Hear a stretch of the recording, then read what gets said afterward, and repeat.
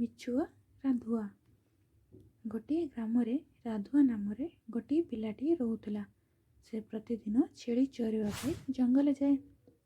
ସେହିପରି ସେ ଗୋଟିଏ ଦିନ ଜଙ୍ଗଲ ଯାଇଥାଏ ଛେଳି ଚରିବା ପାଇଁ ଏବଂ ଖରାବେଳ ସମୟରେ ଜଙ୍ଗଲ ଗାଁ ପଟକୁ ଶବ୍ଦ ଶୁଣାଯାଏ କି ଧାଇଁ ଆସ ବାଘ ନେଇଗଲା ଧାଇଁ ଆସ।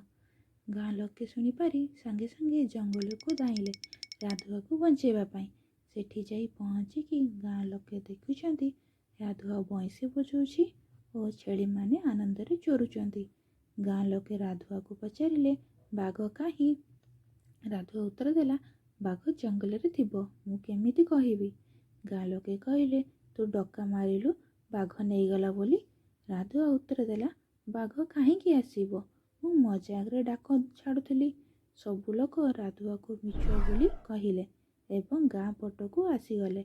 ଗାଁ ଲୋକକୁ ସେ ସବୁ ସମୟରେ ମିଛ କହେ, ତେଣୁ ଗାଁ ଲୋକେ ତାକୁ ମିଛୁଆ ରାଧୁଆ ବୋଲି କହନ୍ତି ଏବଂ ତା କଥାକୁ ବିଶ୍ୱାସ କରନ୍ତି ନାହିଁ। ସେହିପରି ଗୋଟେ ଦିନ ରାଧୁଆ ଛେଳି ଚରାଇବା ପାଇଁ ଜଙ୍ଗଲକୁ ଯାଇଥାଏ।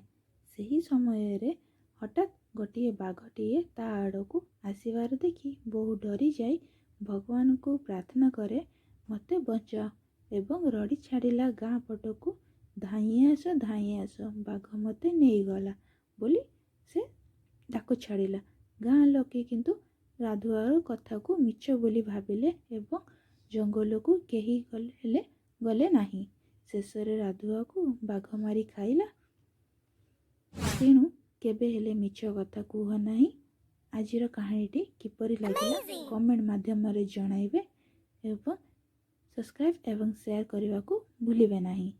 Thank you.